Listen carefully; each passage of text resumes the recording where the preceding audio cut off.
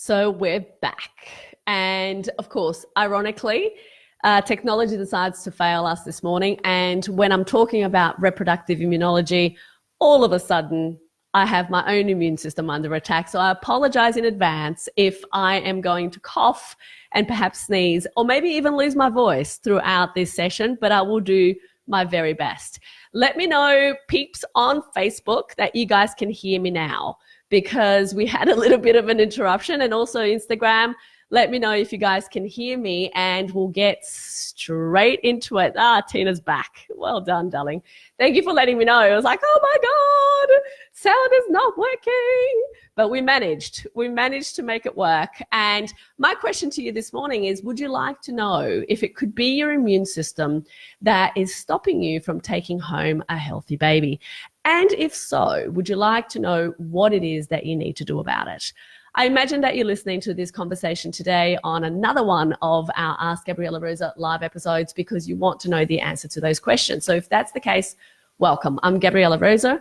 I'm a fertility specialist. I'm a Harvard University awarded scholar. And for the last 2 decades, I have helped couples overcome infertility and miscarriage, even when other treatments have failed. We have conducted and guided over 100,000 people in more than 100 countries through various programs. And through all of that, I have gained incredible insight about what keeps couples stuck on their fertility journey and what it is that needs to happen or what needs to be done about it. I apologize, there's a little bit of a connection issue today. Everything technology-wise is going a little bit crazy. If you want people on Instagram, if for whatever reason it keeps cutting off, jump on Facebook because it seems to be working well over there right now. So as I was saying, really my purpose today is to make sure that I share with you some of the insights and the distinctions that I've learned along the years over the last 2 decades, but also in having treated so many thousands of couples. And what it will help you do is get clarity and understanding about what are some of the other areas or things that you can be looking at to improve and optimize your chances of taking home a healthy baby. So that's where I would like to get started. And before anything else, I'd love to acknowledge you for being here, for searching, for looking, for wanting to break that ceiling of what you didn't know you didn't know. Reason being that is the number one thing that keeps most couples stuck going around in circles, typically for a really long time, and unfortunately makes some people run out of time altogether. It's that whole idea of not having the clarity about not only what is getting in the way, but what it is that you need to understand so that you can do the very best that you can in changing the circumstances that you're being impacted with at the moment. And so good for you for being here and for wanting to learn more. I really do believe education is key in this process, but also having the right team on your side is very important because sometimes trying to piece it all together yourself actually ends up being a much longer and wasteful process in terms of time than what it needs to be, especially when people have already been trying to conceive and or trying to overcome recurrent miscarriage for a very long time. So as always in Ask Gabriela Rosa events, I'm going to do my very best to answer as many questions as I can in the time that I have. And of course, I wish that I could be here all day long because there are so many different questions that I get asked about this topic and all the topics that we cover all the time. But what I do is I compile some of the most kind of biggest questions that people have around the issue and around the topic. And I will go ahead and share what those questions, the questions of today are. And then what I'm going to do is I'm going to condense or encompass in 3 big ideas the answer to most of those questions, if not all of those questions, and probably other questions that you hadn't yet thought to ask. So here are some of the questions that I get asked about this all the time. First question, how do I know if it's my immune system that is impacting my fertility? What if I find something that can't be treated? Can everything be treated? Is another big question that I get asked. Can it be that my partner and I simply aren't compatible to have a baby together? What is the first step in finding out if immunology is a problem that I should focus on in my case? What if those tests that I, do, and my IVF doctor doesn't want to acknowledge them? What is the point of getting them done and paying all of that money if it's not going to result in doing anything different? If I have out of range immunological markers such as NK cells, miscarriage antibodies, anything else that is immune system related, what now? What do I do? And can these problems be treated if I'm wanting a natural conception? And finally, does donor egg, donor sperm, donor embryo solve the problem of reproductive immunology and the issues associated with it? So these are some really kind of big questions. Again, like I said earlier today, I am losing my voice. So I hope that it will hold out for the next 50 minutes or so. But I will be having to kind of pause and drink a little bit of water today, and perhaps even blow my nose along the way, which will give you the opportunity to say hi on the Facebook page and or on Instagram. So let me know, where are you watching from? Say hello, and let's raise a glass to cheer you being here, because it's pretty cool. Like, we get people from everywhere in these conversations, so it's pretty cool. All right, so my purpose, as I was mentioning, I really want to incorporate as many of these questions into the big ideas, but what I want to do is I want to start today by saying that the people who get the most out of these sessions, they come in with an open mind, right? They come in with thirst for knowledge about anything that might inch them a little bit closer towards the creation of their healthy baby. So I hope that's you. And if it's not you yet, what if you chose that it would be? And the reason that I'm starting here is that there are all sorts of misconceptions that get fed to couples who are stuck on their fertility journey. And the fact that you may be dealing with immunological triggers in your case, and nothing else has worked, and that you might need to do something, often gets translated into the only way that you can help yourself is by applying external medical treatment to your particular situation. And that's not always the entire truth. So I want to make sure that we're really clear about this, because if there is something that is really important for you to understand, is that the reproductive system, like the immune system, are not separate planets within a universe or within different universes. They're more like different streets in the same suburb. So if the urban cleaners in a particular suburb decided to go on strike for a month, right, every street within that suburb would eventually be affected by the situation at hand, in the same way that if something was to happen in the gut, for example, right, it would impact both the immune and the reproductive systems. So whether you believe that or not, that is a biological fact. Okay, that is just how it is. And so with that in mind and that understanding, I want to bring into this conversation a little bit of reproductive immunology 101. Okay, because this will provide some important context that will then guide everything else that I'll be talking about in terms of this. And so let's start with, what is reproductive immunology? Because that is sometimes very poorly understood, especially by patients who haven't really heard of the term before, or who have doctors who, again, don't believe in certain aspects of biology, which does happen, believe it or not.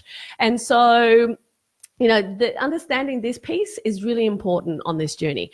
So reproductive immunology is basically looking at, it's the study of how the immune system interacts with every aspect of the female and the male reproductive structures, including but not limited to the egg, the sperm, and the developing embryo. So any structure within the reproductive system can be impacted upon due to immunological concerns or due to the immune system. Okay. So ultimately, this is an important point of consideration.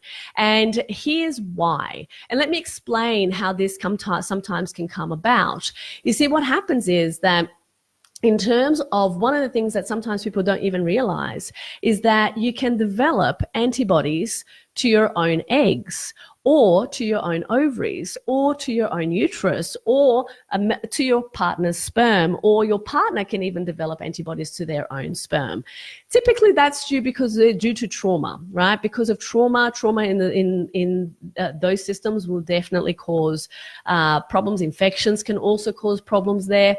One of the biggest reasons these days as to why trauma can impact and can increase the chance or the risk of developing antibodies to a woman's or the female reproductive system structures is actually due to ovarian puncture that can happen in the process of retrieving eggs through IVF.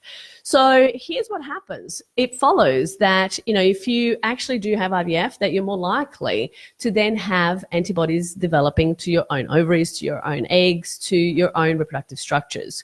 Now, most of the time, and this is an issue across the board, this is not just to do with reproductive immunology. I talk about the fact that, epidemiological research shows us that in order to take home a healthy baby, a couple at peak fertility has an average of 3 months time to pregnancy.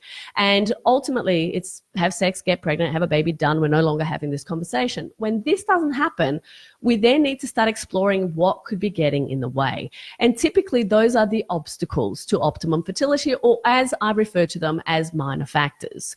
Right? A minor factor can be anything from, irregular cycles to sperm morphology that's not how it needs to be, to antibodies, and they can occur in many different areas within the body. What we know is that if we don't address those obstacles to optimum fertility, and we know this in our clinic to be categorically true, the likelihood of taking home a healthy baby, going through fertility treatment, IVF, ICSI, whatever it is, any kind of assisted reproductive technique, and taking home a healthy baby is decreased every single time that those aspects aren't addressed prior to embarking on that treatment. So what happens is that gets compounded in the context of the conversation of reproductive immunology. That gets compounded because then not only we are not addressing the factors or the obstacles to optimum fertility, we may be introducing others as a result of the procedure itself. Now, I'm not saying this to scare you. In fact, IVF is a wonderful, marvelous technology that in some cases is exactly what couples need in order to overcome infertility and miscarriage. But you cannot ignore the fact that these minor factors, these obstacles must be addressed. And they must be addressed, especially if there is even an inkling that reproductive immunology may have a role to play in this particular situation. Because guess what? You cannot actually know, right, that there is an immunological issue without one, testing. But the second reason, or the very first actually, way into kind of starting to question whether reproductive immunology is an issue in your situation is long-standing infertility, so long time to pregnancy, typically over 2 years or more, as well as potentially implantation failure, where, a PGS tested and, perfect embryo is transferred and implantation doesn't occur. So implantation failure and transfer of PGS tested embryos is definitely a clue that there could be something going on there. Because really, when we are using IVF to have a baby, we have an egg and a sperm together. We should end up having a baby. If that doesn't happen, then we need to really question what are the other obstacles that perhaps are getting in the way and what do we need to do about it. Because if we don't do that, that's where, I like to show that little diagram that we've got going here where we go around in circles. And the purpose is really to move away from here and get to the end result, the outcome. It's never a straight line, unfortunately. I would love for it to be, but it's not. And so what we need to do is we need to piece all of these pieces of the puzzle together. And this conversation, the conversation about reproductive immunology, is a big one in that context, especially in those situations that I've mentioned where you've been trying to conceive for more than 2 years, or have experienced recurrent miscarriage, or have failed transfer of PGS tested embryos, right? The other factors here in terms of, again, explaining the context of this, where I was talking about examples of reproductive immunology, where we have antibodies to a partner's sperm, or the partner has antibodies to his own sperm. Even thyroid immunology or antibodies and immunological conditions relating to the thyroid are definitely a part of this puzzle that we talk about, or that we refer to as reproductive immunology. Okay. And the reason being that it's, thyroid dysfunction is very linked to increased risk of miscarriage. So we know that it doesn't necessarily have to follow that the problem that is stopping you from taking home a healthy baby happens specifically and solely in the reproductive system. It can actually happen somewhere up here, i.e. the thyroid, and it have an impact on the reproductive system. And this is what I mean by, the fact that different systems within the body are different streets within a suburb, i.e. the whole body, right? That is the key thing to understand here, because you see, believe it or not, there's a lot of progress that has been made in terms of reproductive immunology, and still we know very, very little, okay? Because the causal mechanisms of these factors are still either not very well understood, are still unknown, or not clearly defined, right? So we need to understand that because of that, any kind of solution that claims to be across the board a blanket solution to a particular problem is going to not be effective for the majority of cases, right? Which is the case in this situation, because you can take as many steroids or Neupogen or whatever it is, that intralipids, IVIG, all of the things that you want, and still not end up with a healthy baby if this is an area of concern if you don't have a complete strategy. Right? And that is the key thing here. So, and what's really important also to understand is that this is a real thing. And whenever I hear people, specialists, you name it, say that they don't believe that this is an issue, well, they're failing to look at their own data. They're failing to look at what's being published in the scientific literature, because in 2016, there was an article published in an international journal of fertility and sterility that basically suggests that 1 in 5 couples are affected by some aspect of immunological infertility, right? So this is a real situation. This is a real issue. And being, kind of talked out of addressing it is actually problematic in the long term, and keeps a lot of couples going around in circles. So with this understanding, I want to kind of go and give you a little bit of context in terms of, how else these different factors are pieced together. You see, approximately 70 to 80% of the immune system actually resides in the gut. Okay. Therefore, it follows that healthy nutrition and appropriate digestion is going to support a healthy immune system. However, and this is a huge however, if you think that this is the whole strategy, you've got a losing strategy in your hands, right? It is not a whole strategy. In saying that, though, it's a real problem where, there might be food sensitivities, food allergies, chemical assaults, toxicity in general in the environment will cause problems for the immune system, right? Anything that causes the immune system to, any substance, particle, you name it, anything that causes the immune system to go on an alert or go on a defensive. And again, pretty much anything that is foreign to the body can have that impact, or anything that damages cells within the body. For example, radiation, right? Damages cells and causes the body to look at that as a foreign organism and then attack it, meaning that then we are dealing with some form and some type of autoimmunity, is going to cause an issue in this situation as well, right? The whole problem here becomes anything that increases inflammation, that causes the immune system to overreact, and of course, increases the risk of autoimmunity. So the defense that gets mounted to a developing embryo is replicated, right, in various different ways, but definitely happens as a result of these things not being in balance. Is this making sense?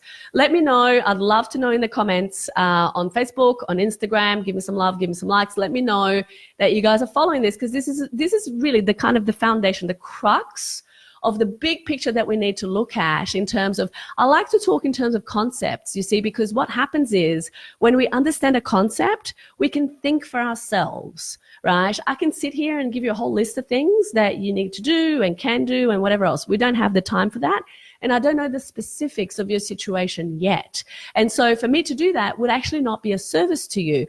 But if I can help you understand the bigger picture and the concept that underlies and drives this, then you can start to look at it from a different perspective, and then you can start to actually get closer to your outcome, right? So I hope that that helps, and I hope that that's really what goes on here in this session today. But like I said, like then we begin dealing with when these immunological aspects rise and don't get addressed and don't get dampened or get too suppressed as well, because a lot of people think that NK cells or natural killer cells are the enemy. The reality is that you need a level of inflammation and you need a level of activity of natural killer cells to actually get implantation to occur, okay? So they're not the enemy. When they get imbalanced and the Th1 and Th2 parts of the immune system get imbalanced, then that becomes a problem. And that happens as a result of all the things that I've talked about so far, right? So what we need to then have a look at is how can we balance the system in the best possible way. The body has this innate, amazing ability to self-regulate when given the opportunity. So we're going to talk about that and how that happens in a moment. But really, looking at any time that we're wanting to overcome infertility, miscarriage, implantation failure, fetal death, even in some cases, is very much caused or at least contributed to this aspect of immunological infertility or reproductive immunology. So those are all areas that do need to be looked into. And unfortunately, the current diagnostic methods are either too narrow, right, or they're not encompassing enough to be able to actually, guide the understanding that's required about what it is that needs to be done. And even for those, so what happens as a result of that is that multiple different areas need to be looked into, and that needs to be pieced together. What I know for sure, because we treat couples in every continent other than Antarctica at the moment, right? And I get to see protocols and treatments, and, we specialize in difficult and complex cases of people who have been trying for more than 2 years, have tried what they feel is everything, nothing has worked. So I get to see lots of things of what is being done in leading edge treatments around the world. And what I know for sure is this: the majority of clinics don't run comprehensive testing. And even when they do run comprehensive testing, they don't know specifically and in the most holistic possible way what to do with those results. So within all of these factors rests the problem that most people end up applying an incorrect strategy, right? And then that costs them their chance of taking home a healthy baby. Because guess what? When was the last time that you were able to fix a problem that you could not yet identify? You see, and that's what most people actually try and end up trying to do, right? Because what happens is this: infertility, miscarriage happen here, right? At the end of a very long biochemical chain reaction. So if that chain reaction is leading us to an end result and an end outcome, guess what? Dealing and addressing only what's happening here is a mistake. Is a mistake because it does not actually address what is causing the problem to begin with, which can be many areas and any areas, X number of things along that pathway. And so that's why when we get results for our patients, and when we're able to do it for close to 80% of our patients, we're not just looking here. We're not looking at the end result. We actually go, okay, great, that's the end result. We know that now. That's good. But now we need to actually understand what is everything else that could be leading to this end result. And even if they are the most minor things, like slightly abnormal thyroid antibodies, or, actually there's a great question here, eczema. Perfect examples, right? Because these are examples of the immune system overreacting. And so even if the eczema is being well controlled by topical application of creams, the mess that's going inside the immune system, right, inside the body, is going to still be impacting the chances of taking home a healthy baby, right? And so how do you address that? Well, you have to address that by really looking at everything else that is going on within the system, right? Because again, eczema, great example. Thyroid antibodies, great example. They are an end result. It's a result. By the time you get positive pathology, i.e., that there is something wrong on a piece of paper, right? No matter how minor, no matter how little, it's enough of a red flag and, you know, those really loud bells to say, okay, hang on a second, we need to pay attention here. We need to pay attention to the symptoms. Symptoms are a great guide to what is going on within the system.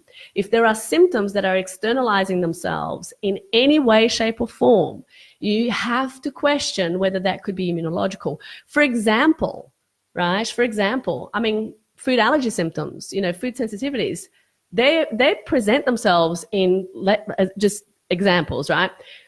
Excuse me, it could be cramping, it could be indigestion, it could be extra farting, it could be very smelly farting, it could be, you know, you name it. There are sometimes unrelated symptoms that you don't think to put down to immunological aspects, but they are. A competent team, a team that works holistically, will be able to identify those things and to address them. But you see, sometimes we don't recognize them because we don't know what we're looking for, okay? So that is all part of addressing the biochemical chain reaction. It is absolutely key that that chain reaction gets addressed, and not just, right, the end result, not just the symptom, or that the symptom is ignored because, oh, it's minor. Yeah. When you put a whole lot of minor factors, a whole lot of minor obstacles to optimal fertility in place, they compound each other. You know, as I was saying before, couple at peak fertility has an average of 3 months time to pregnancy. You add one minor factor to the equation, all of a sudden we go from an average of 3 months to 2 years. So you can see there's a huge compounding effect. These are not my numbers. This is based on epidemiological research of populations around the globe. So what happens is, and millions of people, and so what happens is that when we are dealing with a second minor factor, right, we go from an average of 2 years to 7 years time to pregnancy. Again, it compounds. A third minor factor gives us an average of 40 years time to pregnancy. No one has 40 years to get pregnant. And so really the job becomes addressing, identifying exactly what's getting in the way and what do we need to do about it. And this is part of that puzzle, right? I often describe the fact that fertility is, I'd name it 1,000-piece puzzle. Sometimes there are many more, right? But, you know, normally you buy a 1,000-piece puzzle in the shop. It comes in a beautiful box with a beautiful picture of what it will look like, the end result will look like, and what you can expect to have at the end of it. Infertility and recurrent miscarriage are actually a 1,000-piece puzzle with puzzles missing, and, you know, you have to go on a treasure hunt to find them. There is absolutely certainly not a box or a picture to show you what the end result needs to look like. So what happens is you go on that treasure hunt, you find all of those pieces and you start to look at them and you start to qualify them and you start to group them. And then you start to be able to find that shapes look similar, right? And that we then need to start putting them together, okay? That is what's required. Most of the time, couples are not taken down that path. And that takes me to the first big idea. Right, the first big idea when we're wanting to address and overcome reproductive immunology issues is that we need to remove every possible obstacle, right? Remove every possible obstacle of things that you know could be impacting you, your health, your body, and anything within your personal environment that would have a negative or detrimental effect to your optimum health, right? It might seem banal. It might seem simple. It might seem just, you know, it can't be that easy, right? And it's not. You're absolutely right. It's not. If you think that is the full strategy, again, you are mistaken. But you see, any strategy, medical, whatever it is that you do, right, is not going to be complete without this piece as well, because you have to remove insult to injury. And that's what happens with removing obstacles. So let's talk a little bit more about what this means, right? Because unless we do this, then we end up with that whole situation that I've explained before of going around in circles. For everything that you know within your personal lifestyle, habits, choices, impact and exposures, right, in your day-to-day, for every one of the things that you know could be problematic in your case, there are X number of things, possibly thousands of things that you have no idea about and that you cannot influence, right? And so here what we need to make sure that we do and what we look at are the things that we can actually influence. Because sometimes the things you can influence are actually the 20% of the effort that will give you 80% of your result. And so understanding, identifying what those things are is going to be very, very important and a very important part of a complete strategy. Okay, so this is going to be really, really key. And so, like I said before, it's looking at the aspects and the things that you can actually do, the self-care that you can do. And we're going to talk more about other things down the track. But like I said before, you see, the body has this amazing ability to self-regulate, to bring itself back to balance and proper functioning given the right opportunity. And I see this and have seen this over the last 20 years categorically across multiple thousands of people. So I know that when we give the body the opportunity that it needs and sometimes give it some extra support through a variety of means, it does. It's amazing what it can actually do. I mean, that is the sole reason as to why we get results where nothing else has worked, because we're looking at a complete strategy, right? So where we start with this is where we stand, right? It's doing an audit of your life as you are and as we speak right now, and identifying and asking yourself, okay, well, am I doing everything I possibly can? If I was to be at my absolute peak health, am I putting in and doing all of the things that I need to be doing in order to achieve that? Am I drinking enough filtered water?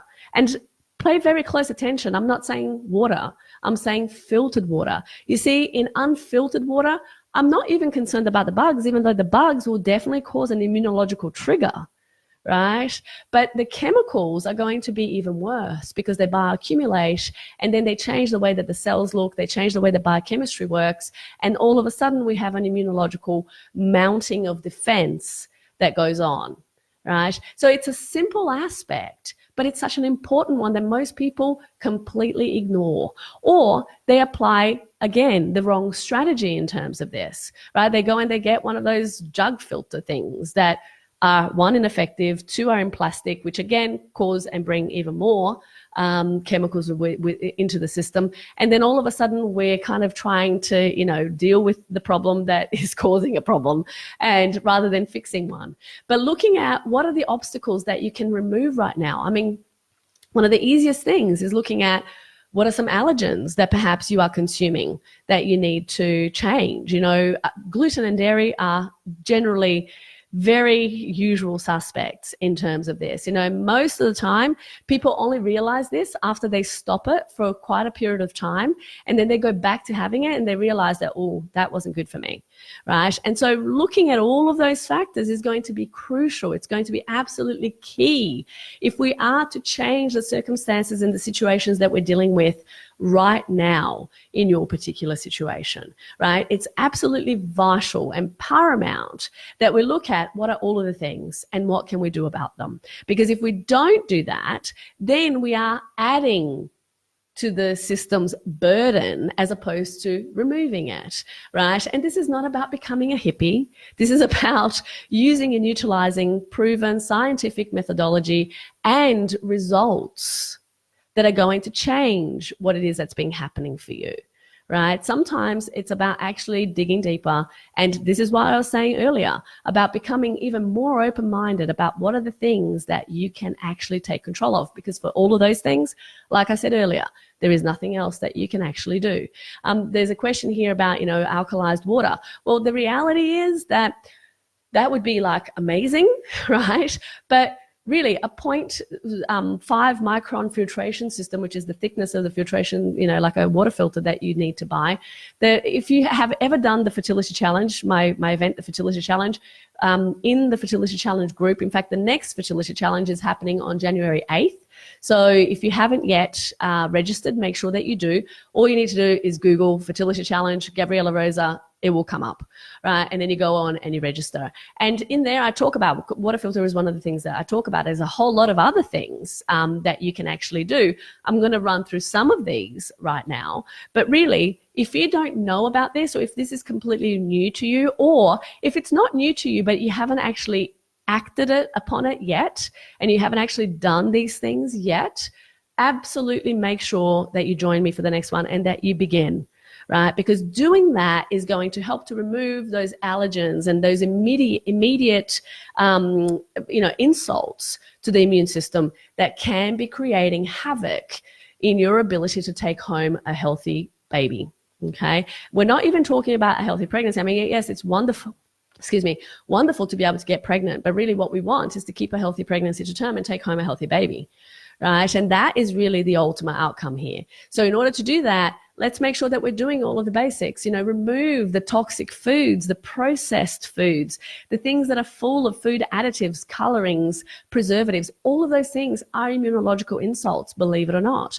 Things that you put on your skin, in your body, chemical products, cleaning products, all of these things, any kind of external chemical component is going to play a role here. Okay, so as much as you might want to ignore this recommendation, I can honestly tell you that you will be doing so at your own peril, right? Quitting smoking, I mean, that is an obvious thing. Yeah, sure, I mean, it's difficult to quit smoking, but you know what? Millions of people have done it.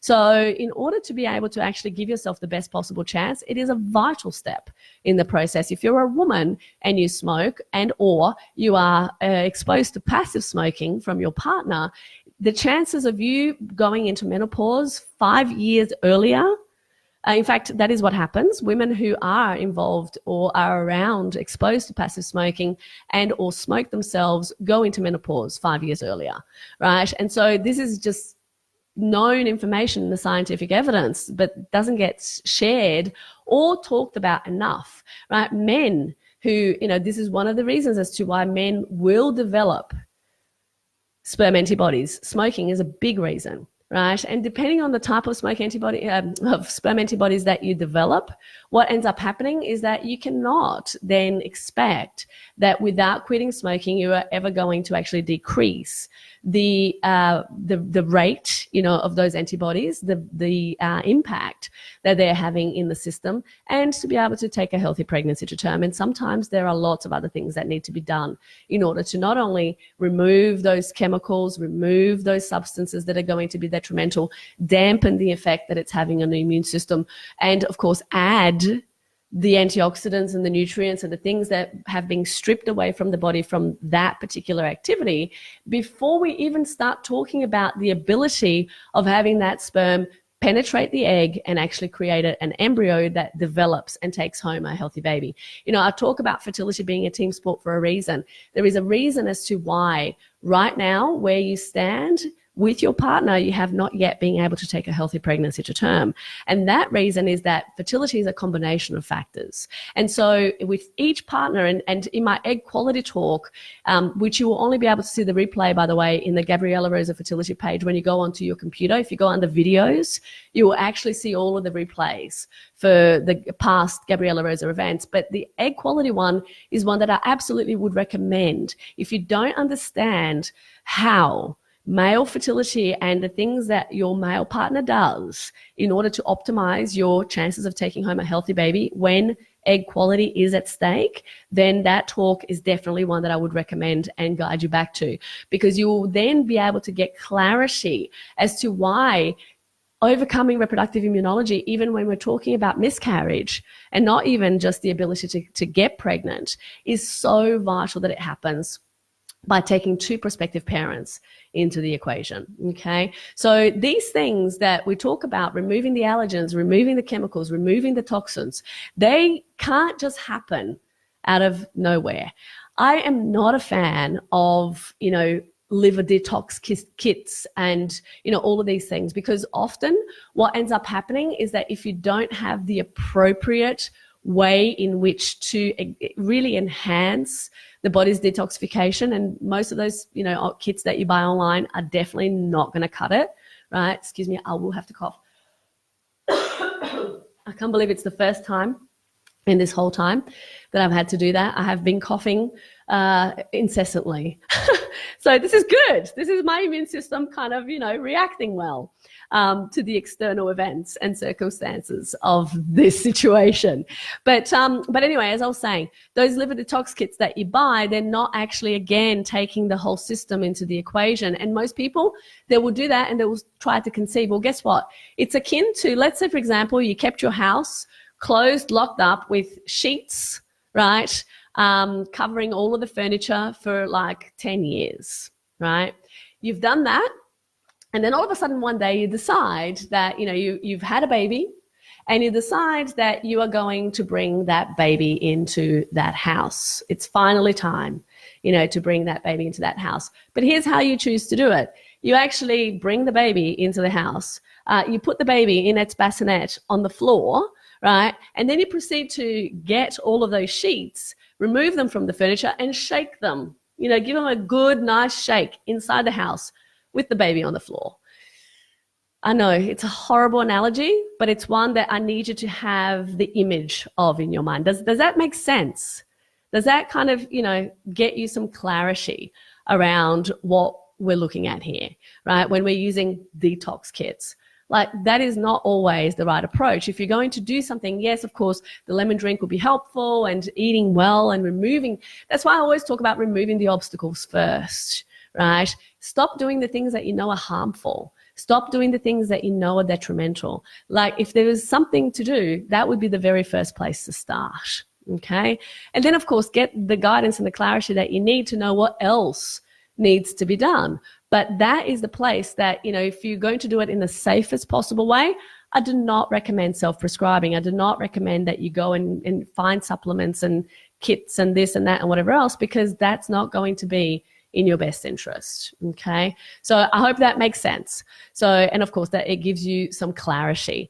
But yes, this is going to be, the removal of obstacles in every situation, every circumstance is going to be absolutely key, okay? If we do that, we are further forward as opposed to further away, okay? So we need to make sure that we do that. The second thing then, of course, becomes investigations and investigating things properly. It's not possible to just know whether the immune system is playing a role, as I said before, right? It basically, often what happens is that people will go and have tests done. Results will come back, things will be slightly out of balance. And I see this all the time because we assess every couple, before we offer people a place in our fertility program, I actually personally assess every situation, right? So we get you to complete a very long, comprehensive 50-page questionnaire. I then go through that and figure out, can we help, can we not, right? Either way, if I can, then you get invited to attend an information session about the program. If I can't, I send you my recommendations about what I think could, right? But what that process also gives me is visibility and clarity and understanding about what happens for most couples, right? When I see results, when I see those labs, for the vast majority of people, they're told this one thing: look, everything is fine, just keep trying. Everything is normal, right? All your tests are normal. But when they're told that, typically, and when I look at it, because I'm looking at putting together that puzzle, right? So I'm starting to see the things that we know and the things that we don't know and the gaps of what hasn't even been asked yet, right? And in that, I'm going, okay, well, where are the places of opportunity here? What are the things that we can actually be doing that we perhaps haven't actually leveraged yet, or that we haven't done, or that we haven't known, right? That's how then we start to make a case and build that puzzle. But it only happens because we know what it is that we're testing. And most importantly, we know what it is that we are looking for. But it requires, in order to be able to make a complete picture, we need to have much more in-depth immunological testing and much more in-depth and specific genetic testing, because interestingly enough, a huge part, and now we're discovering more and more about this, a huge part of reproductive immunology comes down to genetic variance, right? And understanding, you see a karyotype, which is just to kind of count the number of chromosomes that you have and that your partner have, that will be kind of like, yes, tip of the tip of the tip of the iceberg. And then there is the whole iceberg underneath that, right? And understanding where these things are actually happening and what genes are being affected and how they correlate to others and how in that correlation they're causing the end result of that chain reaction. You see, those genetic pieces that sometimes get left to chance, they're happening somewhere around here in that biological chain reaction. And guess what? There are things that can be done about most variances that we understand about, or that at least we know there are present, right? Even if we're looking at the effect of that by looking at what other minor factors they may be related to, then there is something that we can do about it, right? And that is really part of piecing all of this together, because if we don't end up with the result that we're looking for. But this investigation process, that piece is crucial. It's crucial. And the tests that need to be done, as I said before, we're looking at immunological aspects that are then tied into genetic, that are then tied into other biochemical factors, that are then tied into, that entire suburb with all of its streets and how they interconnect and interrelate within that geographical location. If we're going to go back to our geographical example of how the body operates and how the body works. But those immunological tests to rule out autoimmunity or even alloimmunity, which is essentially how the maternal immune system may mount an offense or, kind of have some impact and overreact toward an embryo or a developing embryo, needs to be uncovered. Because again, if we don't have that understanding, if we don't have that clarity, what ends up happening is that we can't address something that we don't know. And so putting all these pieces of the puzzle in place is going to be really, really crucial. And of course, it doesn't make sense to test every single thing under the sun. But then again, most of the patients that we treat, they've already tried lots of different things. They've already had lots of different types of testing. But typically, by the time they come to us, they don't know what else there could be. Right. And this is then where we add the greatest value, is looking at all of the integration between where things are and where they need to be. So in order to have an effective treatment, first of all, you have to have an effective diagnostic process that gives us the understanding of what ballpark are we in? What are we even actually looking at? And what is it that we need to understand? Because again, you will continue to be told everything is normal, right? In that big inverted comma, everything is normal, keep trying. And for some people, literally, they will be told that for years. And by the time they come to us, they will have lost the time that they could have used to their advantage to change their circumstances. So if you have already been told, that everything is normal, but you've been trying for years, it makes no sense, right? It makes no sense to continue down that path, doing more of the same without the result that you're looking for. So it's important to really get some clarity around all of that, okay? And the fact that, again, if treatment is to be effective, we need to actually get clarity on what we're dealing with. So if you are experiencing, as I mentioned earlier today, long-standing infertility, recurrent miscarriage, implantation failure, which basically is more than 3 cycles, transfers of PGS-tested embryos without success. PGS-tested embryos full stop without a pregnancy, then we need to start to ask deeper questions. And when we do, we want to be doing things to rule out certain immunological factors, KER and HLA gene combinations, which then will impact NK cells and T cells and DQ alpha, right? Where we're looking at combinations where there's a match too close for both partners. Then obviously we might be looking at issues that we need to address there. Miscarriage antibodies. Gosh, how common these are, and they don't get tested. Even when people have been experiencing miscarriages, it scares me. how often this actually happens. And these are simple things that have been done and known for years in modern medicine, but don't get systematically incorporated into a treatment. And then, of course, there's all sorts of other immunological aspects or external immunological triggers that don't get taken into consideration. So, what it is that needs to happen is that these tests need to be done. This understanding needs to be had.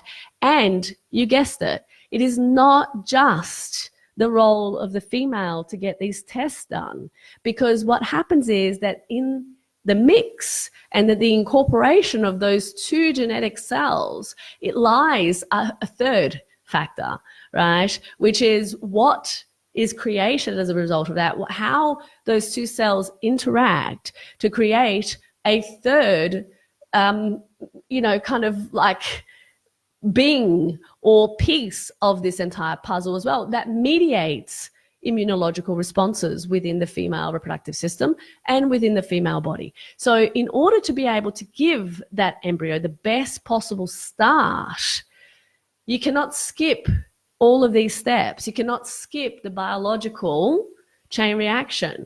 Doing that is not typically the way in which you are going to end up with the result that you're looking for. Sometimes people get lucky, right? But for the most part, those people who get lucky, who, sometimes will go through and despite multiple minor factors, go and do IVF and it works for the first child, add 3 years to that equation, second time around, they're much less likely to actually have a baby because those things weren't addressed. And then we add extra years to the equation, and the loss of extra nutrients and the, addition of stress and lack of sleep and everything else, right? And we end up jeopardizing not just subsequent children, but family planning in general, right? And what ends up happening for our patients, what we see is the opposite.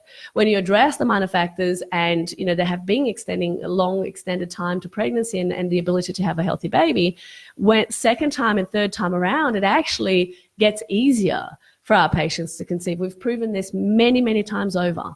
And so sometimes that impatience or that kind of like, oh, I'm just going to go and do this thing and, hope for the best, actually ends up hurting you more in the long term if we're not doing it right. Okay, so that's a key important concept to understand here as well. And of course, as I've mentioned earlier, looking at both prospective parents so that we understand what kinds of antibodies are present here, what kinds of immunological kind of markers we can identify that actually are making a difference in this situation is going to be crucial to an end result. Okay, so I hope that is making sense. Are we getting some clarity around all of this? I hope that we are. I can see a couple of comments here. And yeah, Teresa, I so hear you, and I wish that I could say anything more than just like, oh, geez. Because sometimes this is what happens. It's so frustrating. It's so frustrating for people who are in a situation, who have gone through and done so many different things, to just keep being told the same thing. So I get it. I get it completely. So that's big idea number 2 wrapped up. Big idea number 3 is this: we need to treat appropriately. Right? And appropriately treating a situation does not mean just throwing some drugs at the equation. Does not mean that you're going to be putting in all of the steroids in the world and all the Neupogen in the world and all the, intralipids and IVIGs. And that might be part of a strategy. But what I know for sure is that for the majority of the patients that we treat, they've tried that and it still didn't work. Right? So then we need to start looking at, okay, how do we actually understand what a holistic and integrative strategy look like, and how do we implement it? And again, it takes into consideration that whole aspect of having to look at the complete picture. And sometimes, for some people, the solution to the problem actually is much more broad and far encompassing than what they were prepared for in the beginning. Sometimes people who are going through, reproductive immunology issues, sometimes they will need ICSI or IVF or donor egg or donor embryo or drugs, or you name it, right? Sometimes that is the case, but that can't be the first strategy, because if it is, you're again not doing the very first piece that's going to give you the best possible chance, which is removing the obstacles, implementing all of the other things that are going to support everything else that needs to happen, plus get proper fine understanding and clarity around what the problem actually is. Because, you know, let's say, for example, that you have a headache, right? And you basically just decide in your wisdom, right? And in common popular wisdom, not just your wisdom, but in common popular wisdom, this headache has just been bothering you for months and months and months. And it's getting worse and it just doesn't really go away. And you take painkillers and the painkillers kind of make it better. So then what do? You keep taking painkillers and you take more and more painkillers, but the headache kind of starts to not really listen to the painkillers anymore, and you have to take stronger painkillers, and you have to, you know, kind of take time off work, and you feel like you're getting sicker, and, you know, all of those things. And then one day you finally decide, I better get some clarity on what's going on here, because this is just not good enough. I've had enough of taking painkillers and taking more and more and more, and it's not working. And then you finally go and you do the proper testing and you find out that you actually have a brain tumor, right? And so can you see, and this is a horrible example, I totally get it, but you see what ends up happening is that if we had done the work to get clarity to begin with, we wouldn't have had a situation where we've let it go and go and go and go without understanding what it is that we're actually treating, what it is that we're actually dealing with. Because the painkillers might not actually be, even though they're available, even though they might be somewhat effective, it's not a blanket strategy that is permanent solution to what is, you know, what it is that you're dealing with right now. And so you need to take that into consideration as much as what the symptom that you're wanting to address actually, you know, is. So that's why, you know, having a look at a comprehensive strategy, at a comprehensive and holistic treatment process is absolutely vital here. And looking at every possible thing that could help, right? And even if people think you're crazy, because guess what? They're not living your life. They're not experiencing your circumstance. Most people who don't experience infertility and miscarriage, they are, you know, they have good intentions, right, of wanting to kind of make you feel better, but they don't typically understand what it actually means, right? They don't understand what it is that you need to do and why.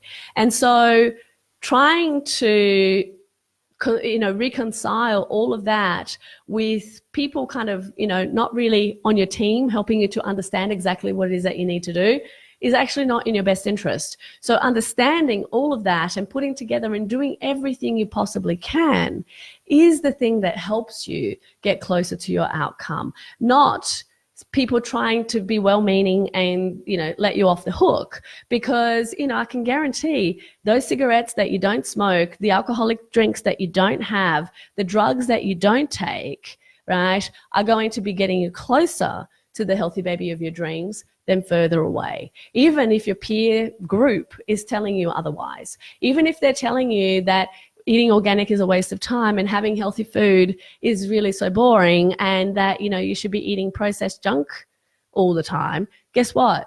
I guarantee every single one of those processed junk things that you don't eat are getting you closer to your outcome as opposed to further away. So understanding treatment from an all-encompassing and holistic point of view is the thing that moves the needle, is the thing that helps couples take home healthy babies even when other treatments have failed.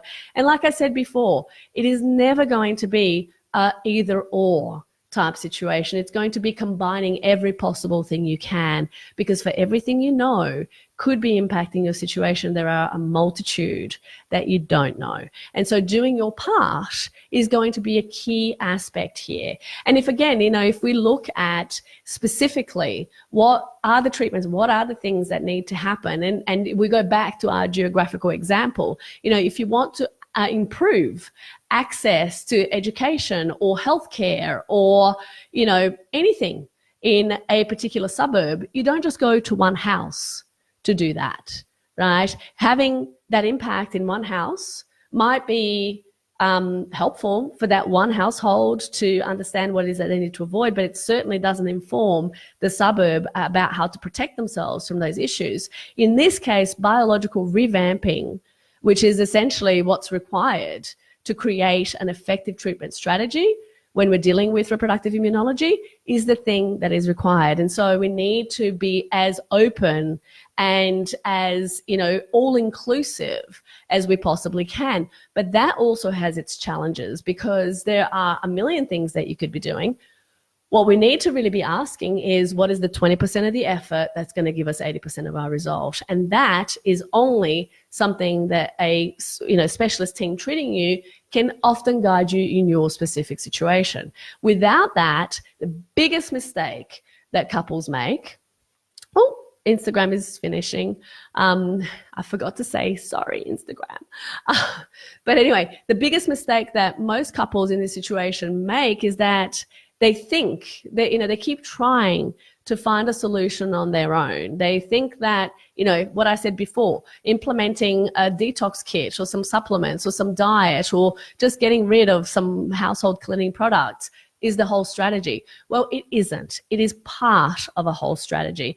But what the following mistake that people then make is thinking that medical treatment will solve everything, right? And again, it's not an either-or situation. It's actually a situation where if you want to change everything that is happening within the system, you need to really focus on all of the different aspects that can be playing a role and how you're going to focus and find and address the 20% of the effort that are going to give you 80% of your result. So I hope that helps, to kind of give context around how these things actually occur and how it is that you are going to get a change and a result in your particular situation that is different to what you have been experiencing up until this point. And as I mentioned before, the one thing that we want to avoid, because otherwise, most people run out of time here, right? Run out of time in this place where they're trying,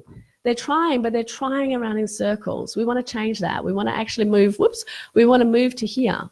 Moving here is never going to be a straight line. And so understanding what is it that I can do and how can I educate myself and put in place the pieces of the puzzle and find people and experts that are going to then support that process is crucial. Right? That's going to be absolutely key. In the sense of what it is that, how we may be able to help. In our clinic, as I mentioned before, we specialize in these cases, and this is what we see all day long. And we get results where nothing else has worked because really we're looking at every possible aspect. So if you want for our team to address your situation, to look in to see if we can be of assistance, definitely have a chat with my team. The best way, we do a complimentary fertility assessment to really understand, can we be of assistance in your case or not? If we can, then we go through and we talk about how that is possible and how that may be the case. And if we can't, what I do is I give you specific recommendations as to what I think will help your particular situation. And then you can start to implement those. Either way, you're further forward, right? So you're not actually in a situation where you don't know what else to do or that you keep going around in circles. So to have a chat with my team, just type in on a browser, any browser, thefertile.me /chat, right? thefertile.me /chat. That will give you the opportunity to make a time with one of my clinical assistants, have an initial conversation about how, if it makes sense, for you and I to have a conversation together so that I can assess your particular case, right? And whether we can help. I will always tell you the truth. I mean, the reason as to why we have close to 80% success rate in our program is because we can identify the types of patients and cases that we can best help, that we can do our best work for. So if your case is not that case, I'm not going to offer you a place in the program, but I will certainly help you to understand what else you can do. So you can trust that that is absolutely going to be in your best interest, because it's also in my best interest to ensure that we continue doing our best work for the couples that we can best serve. Okay, so that is something that I would absolutely recommend. And the other thing that, I think would also be very good, I mentioned it earlier today, is the Fertility Challenge. If you haven't yet done it, I highly recommend that you go ahead and register. If you type on a browser as well, fertilitychallenge.online/register, you will find the place to register for the Fertility Challenge. It's completely free. It's education and guidance that I give live and through recorded videos over a 12-day period. That really gives you a whole bigger perspective and understanding about your particular situation and how the things that you can do in your day-to-day to optimize your chances. It's one thing that is the biggest difference between us treating you on a one-on-one kind of situation where we would be doing that in the clinic and the Fertility Challenge, is that the Fertility Challenge, typically we are educating, it's an educational event. So we're educating between 5,000 to 10,000 people at any given time. It's much more generalized information and generalized guiding or guidance, much like these particular sessions, but it gives you the education that you need to understand more. And so if you have never done the Fertility Challenge, I would absolutely recommend that you do. And you go to fertilitychallenge.online/register. But if you have already done the Fertility Challenge once, twice, and you're still not quite where you want to be, then it's absolutely essential that you change that by having a conversation with our team, if it makes sense in your particular case. Because the one thing that I hear very often is people say, this is my 3rd, 4th, 5th Fertility Challenge, and, I'm still trying to get pregnant. The Fertility Challenge is not going to be enough for some people. When we're dealing with reproductive immunology issues, it is never going to be enough on its own, okay? So if you want to speed up the process, and what we see for our patients is that after multiple failed attempts, years of infertility and everything else, it can actually take quite a bit of time. It takes about 6 months for us to start seeing results for our patients. If you delay having that conversation by 3 months, or perhaps starting the process in 3 months, by 3 months, you're really delaying results by about, 9 months. If you delay by 6 months, you're delaying results by 12 months. Some people in this situation don't have 12 months of delay on their fertility window. So this is something that I urge you to consider in the context of your entire fertility journey, okay? So that's something to do. Next week, same place, same time, I'm actually going to be talking about effective solutions for addressing and dealing with PCOS and how to overcome it naturally. For those of you who may or may not know this, I was diagnosed with polycystic ovarian syndrome when I was 18. I treated myself. I've overcome it naturally twice to deliver 2 beautiful, healthy baby boys, and who are now, quite a bit more than babies. And I know it's possible because we've done it many times for our patients and, of course, for myself. So that's what I'm going to be talking about next week, when I hopefully have more of a voice. And I look forward to connecting with you at that point. In the meantime, I want you to remember this.